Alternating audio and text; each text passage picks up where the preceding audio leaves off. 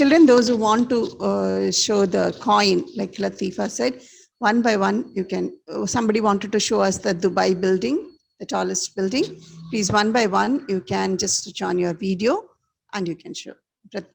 Prithika, you can also. First, I want Latifa to do that. Yes. Fast, fast, don't waste time. Hurry up. You're not going to show? Anyone who has got it? Yes, Bavadarani. Okay, good. Wow, wonderful. It is Bavadarani. It's wonderful. Can I just enlarge it? Can you? Yeah, there you go. See the tallest building? And you know, I'll tell you a secret about this building. Yes, the building was designed in India. Wow. And I'm proud to say that my brother also works in the institution which designs these buildings, Burj Khalifa, and the topmost floor, okay? It's totally gold, they say. I have a friend of mine who went there and she told me that the topmost floor, even toilets and all, they are all of gold. Wow, that's so good. That's so good. I think all these informations are right. If I'm wrong somewhere, you can correct me. Okay, doesn't matter, Shakina. You can show it some other time. No problem.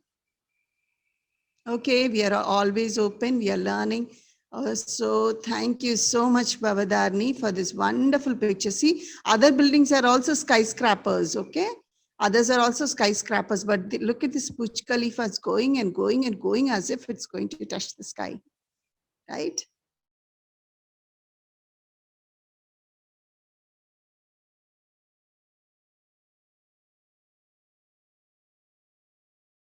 Very fun to show.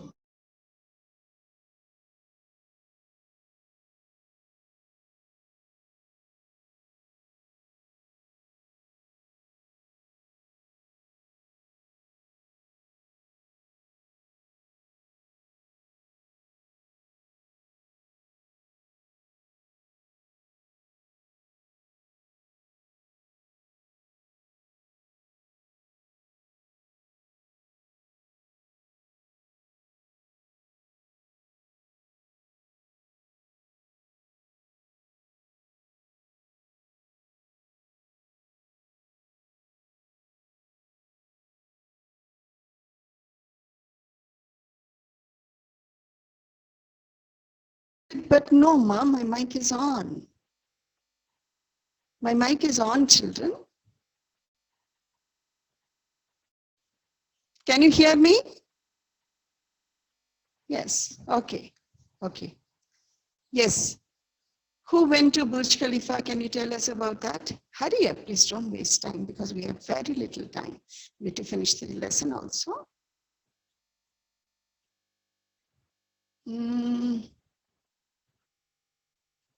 Somebody said that they went to Burj Khalifa. Of course, switch it on. Why you are going on asking me, Nitish? Sir has allowed you. One by one you can show. But no talking, okay? My network, no, my network is not poor. It's good. Yes, Shivish, what is this? What is it, Shivish? It's not clear. Show it properly, otherwise I'll proceed with the lesson.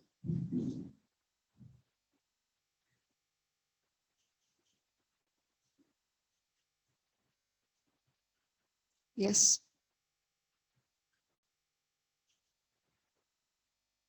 See, please don't go to the net right now, YouTube and all. If you have everything ready, you can show. That too, no showing anything from the YouTube and Ma'am, I showed yes. Singapore coin. Coin you can show, yes. Please don't waste the time, the class children, please, no. 5 rupees note, ma'am. Ma'am, I am also showing 5 rupees Okay. note. Okay, don't talk, show it, show it.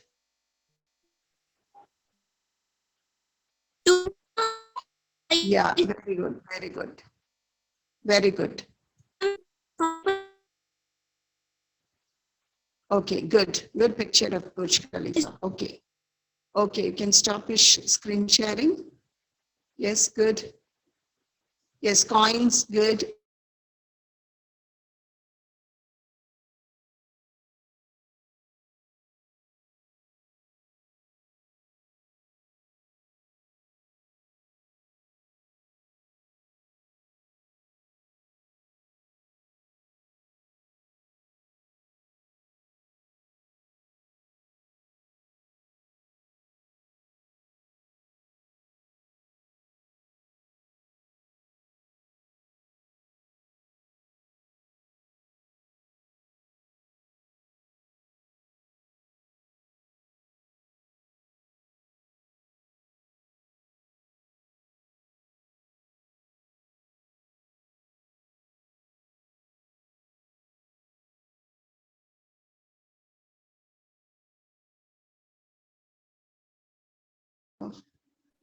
I'm going to show you the video. So please, children, you watch carefully and you know about it, okay?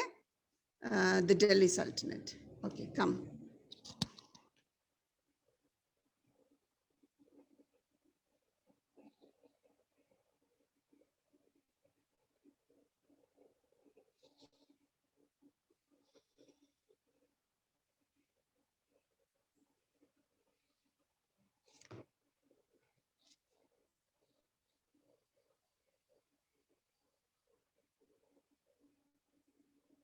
In this module, you will learn about different rulers of Delhi from the 12th century to the 15th century. Our capital, Delhi, has a long history.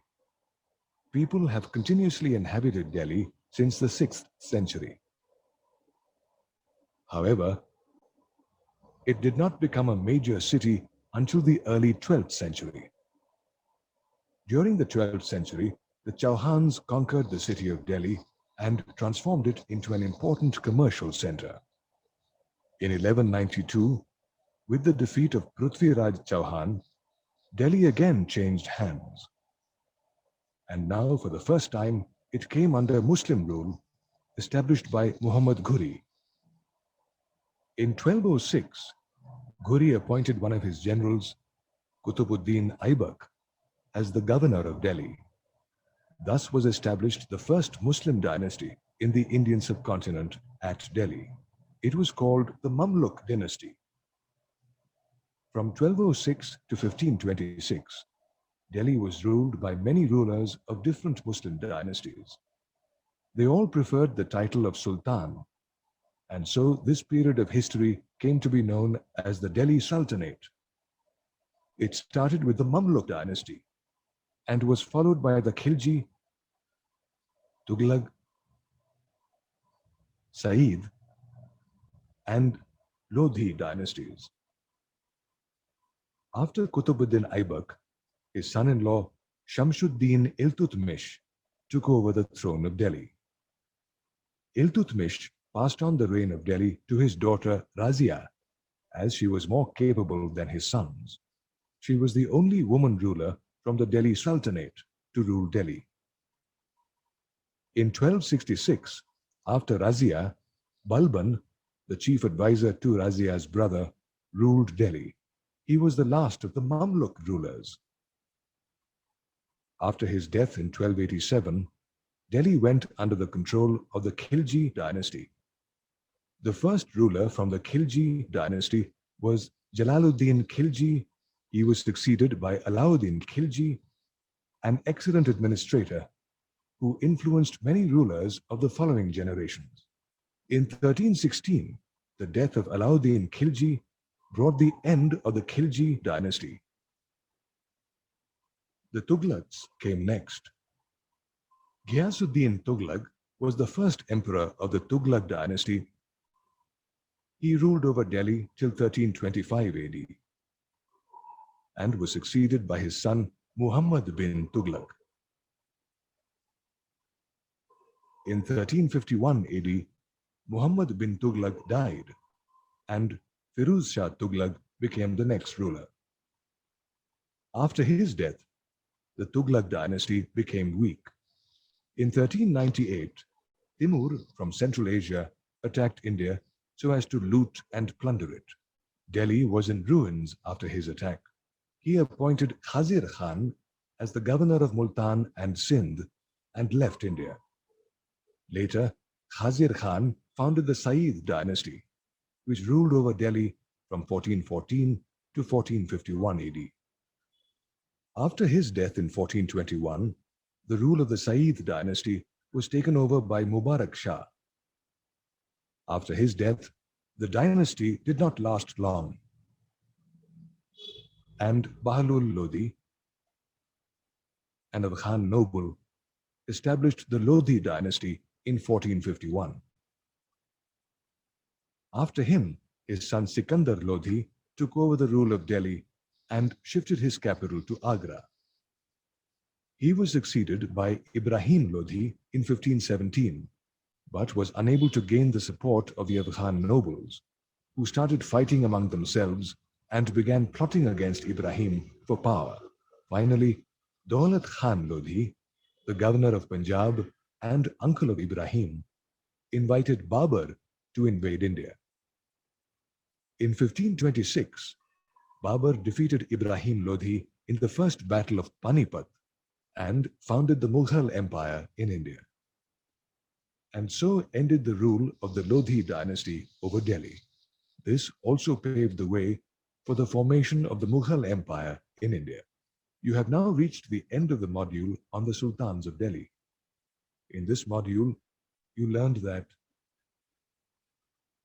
Delhi became the capital city after the establishment of the Delhi Sultanate in the 13th century.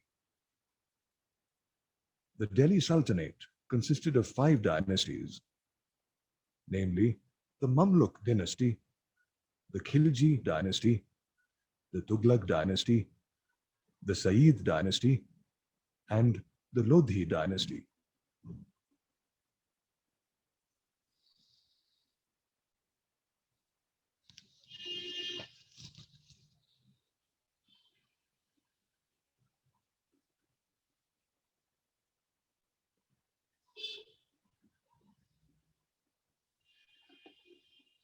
You saw, children, how the dynasties followed. So Muhammad Ghori left Qutbuddin, who was a general in his army, but he was a slave. So that slave we have in our book, it is the slave dynasty which started. Okay, I'll just show you. Yes, it is the slave dynasty. Okay, so these people started ruling in Delhi. So they did much good to Delhi. A lot of buildings came up in Delhi according to the Mughal architect. And also it became a very important center of trade. And finally, we see now today that Delhi is our capital. So it was because of all these kings. Okay, and as you saw in the map, in the video, they were showing how the area keep on increasing. Finally, when the Mughal rule comes, almost whole of India is under the control of Delhi. Okay, so there are many proofs about this. We need proof, no? History needs proof, okay?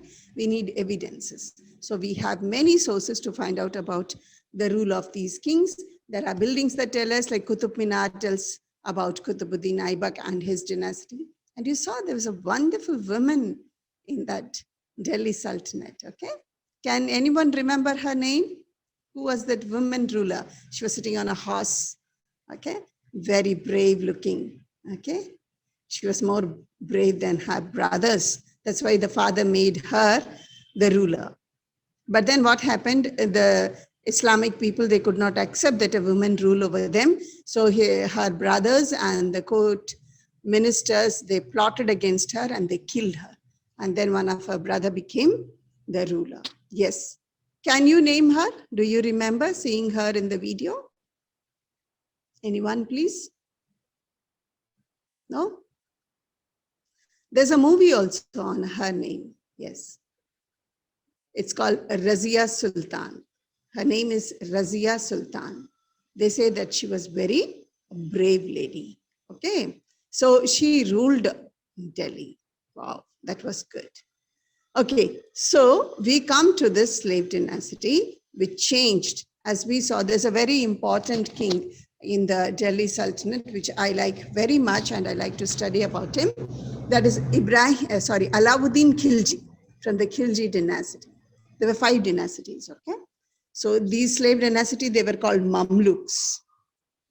So after them, there comes the next dynasty. So we see that these people, they brought in political, economic, social, and religious changes in the history of India. Okay, so there was a lot done by all these sultans. They used to call themselves sultan. Okay, sultan means king, emperor. Okay. So this man, the Qutbuddin Aibak, he reigned from 2006 to 2011 AD. And he became the first Sultan of Delhi in 2006, and he founded the slave dynasty. And under him, the empire stretched from Afghanistan to Pakistan and northern India. So this was his area, Afghanistan, Pakistan, and northern India. He stretched his, and he did not long, for a very long time, he did not rule. How many years he ruled? 2006 to 2010, hardly 4 years. Okay, after that, he passed away. And then his son-in-law, his daughter's husband, okay, son-in-law, he became the ruler. And he reigned from 2011 to 2036. It was quite a rule.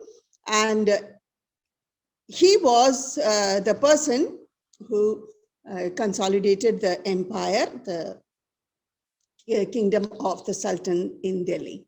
After Iltutmish, he did not have a very good successor. So his daughter, Razia Sultan, becomes the ruler of Delhi. Okay. So what happens is that in 12,036 to 12,040, again, this poor woman rules only for 4 years. She's on the throne of Delhi. And later on, they killed her. So after Razia Sultan, Delhi Sultanate was controlled by Balban. There was a person called Balban. He was the last ruler of the Mamluk dynasty or the slave dynasty. Okay. So after that comes the Khiljis. So as I was telling you, I like the ruler called Alauddin Khilji. You know, he was a very wise king and he ruled very nicely. He only brought many, many changes in the military and in the social and in the commercial system or life of India. In military, what he did is that he only brought ID cards. How many of you remember ID cards? You all have forgotten about ID cards now? Yes, you remember your ID cards? Yes. If you go and take an army person or defense person ID card, you will see nowadays we don't have that. We have our phone number, we have our address, maybe some other information is there in the ID card, where you're studying or working and all that, and your photo is also there, of course. But in those days, no photos, okay? So he used to have ID cards and then give a birthmark. You know what is a birthmark? There is a what do you call, a mole on the right cheek, okay? There's a deep cut on the right eyebrow, okay? There's a slit in the earlobe, okay? There are 6 fingers in the hand, like that marks. It will be written, this is the person, these are his 3 birthmarks will be written. I saw my daddy's ID card when he was in the army. So 3 birthmarks will be written because 1 or 2 may be destroyed, but the 3rd one will be there. So 3 birthmarks will be there. So they will write about the height of the person, the weight of the person. Okay, the color of the person is fair, is wheatish, is brown, he's black, all that. Okay. So that was started by Alauddin Khilji. Then he started the branding of horses. What they used to do is he will give money to buy horses. Now horses are not so strong. Kings used to get horses from Arabia. Arabian horses were very nice, and from other places where the horses were very strong, they used to get those horses, okay? And what these people, the traders, will do, good horse they will take, and they will give weak horses into the army. So what will happen? Those horses will be sickly and weak, and when they go for the battle, the horses will not work properly. So what he started is branding of the horses. As soon as you buy a good horse, before it comes inside, it has to be branded. The person who sells it would brand it with a hot iron or something, write a sign or something, they will do it. And they will brand the horse so that nobody can change the horses. Okay, horses are animals. They won't know. They can't say, they can't complain. So these people, they do all wickedness. So he started branding of horses, and also weighs in the marketplace. There should be proper weight. Okay, in those days, they will keep 2 stones, and on the other side, you have seen the balance, right? Stones and other material on the other, and then equally they will give. All that nonsense was going on. But then he started proper weight, quarter kg, half kg, 1 kg, half liter, 1 liter, all proper weights he brought and measurements he brought, and he corrected the commercial methods. Okay, and there are so many other things that Alauddin did in the military and in the commerce side, and changed the society. So he was a very good man, and there are many other stories also about him. When he goes to attack many of the Indian queens, they want to make him a brother and say, "You are our brother, please don't come and attack us." So he doesn't attack and goes and makes that girl, the princess, as his sister. And in North India, they tie Rakhi, no, when you become a sister. So all these things Alauddin did, being a very good king of the Khilji dynasty. Okay, so there's a very great thing you'll be learning in higher classes about his administration. Okay, so the dynasty was started by Jalaluddin Khilji. He established the Khilji dynasty. Okay, then comes the Tughlaq dynasty. The Tughlaqs were also there. The Tughlaqs ruled India for quite some time, and in that dynasty, I like one king whose name is Muhammad bin Tughlaq. Okay, or they call, it was started by Ghiyasuddin Tughlaq, and there was a person, Muhammad bin Tughlaq, and you know, he is called the wisest fool in the Indian history. Can you see the contrast, how it says wise and fool? You know why he was called like that? How can someone call you wise and also call you a fool? No, you will either be wise or be a fool. But this person was wise as well as fool, because he made good plans, but he never knew how to execute those good plans.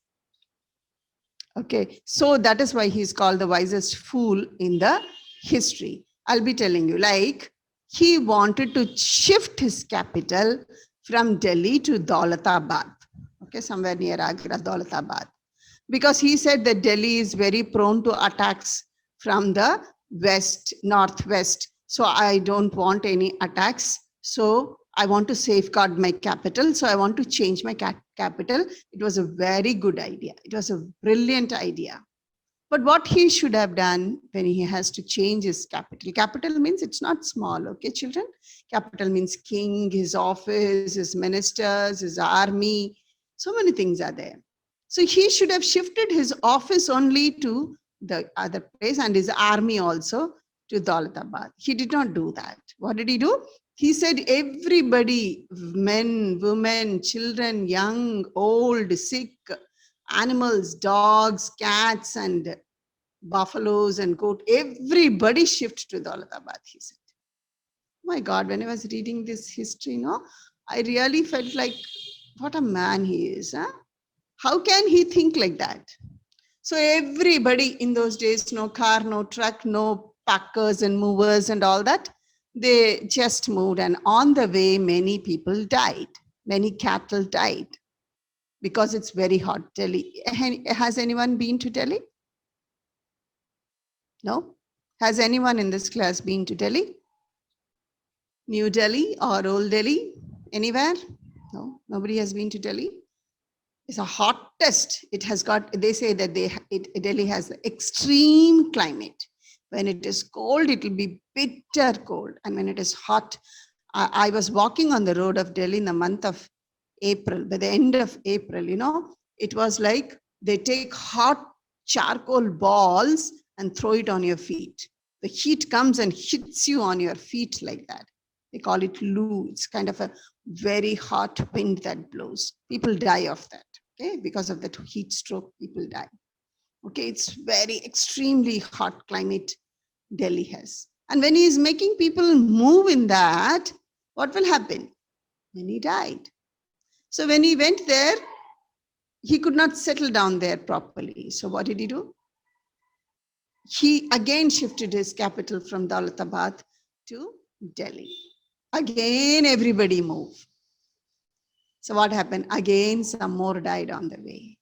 So the people reached very tired, worn out, and without any strength, back to Delhi. So naturally, everything was disturbed and he could not concentrate on anything. Secondly, what he did, he wanted to make people, like I told you, coins tell us about the king and his rule. So he wanted people to use only gold and silver coin. He said, no using brass coin and all that. No copper coin, no, nothing. So you have to use only gold and silver. So what did he do? He told everyone, please exchange your coins for gold and silver from the khajana. So obviously the khajana was filled with cheap coins and all the riches went out. And people also started minting, okay? So minting and then exchanging. So this was a very, very foolish decision that he had taken. So we have wonderful kings also in the Delhi Sultanate. Kings who have committed blunders also in the Delhi Sultanate. So it's very interesting. If you can go and see some more videos and study about it, please study about it and come to the class. And I want you people to remember about this. And then if you see the video once again, it's there in the YouTube, very easily you can find out.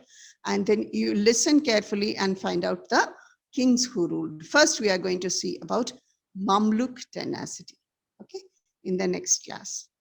Okay, children, thank you. Have a nice day. Oh, what's that, Bavadarni? Coin, wonderful, beautiful. It's nice, good. Yes, which country? Bavadarni, which country, ma? Can you hear me, Bavadarni? This I'll enlarge. I can't read it, the writing is so small. But it's good, it's very nice. You can't hear me, Bavadarni? Can you hear me? Just speak out. Oh, good, good. Ma'am, can hear you, ma'am. Huh? Ma'am, Yes, this belongs to which country? ma'am, this belongs to Japanese country, ma'am. Oh, it's from Japan. Okay, Japanese. Very good. So it's yen. Yen is the money used there. Okay, good. Japan is a wonderful country. They have beautiful system of education. That all you should see. Okay, how they educate. Yes. This one, Elizabeth 50 rupee note in Australia. Okay, nice. Very good. Thank you. But the writing seems to be Chinese. Okay. Which one, ma'am? This one? No, the next one. Show the next. This one, Chinese, ma'am. This one, Okay. Australia. Correct. Australia. Very good. Very good. It shows public. Okay. Yes. Very good. Beautiful. Yes. Thank you so much. That's all. That's all, ma'am. Okay. Thank you, Bavadarni. God bless. Shall we wind up? Yes, ma'am. Okay. Thank you so much. Have a nice day.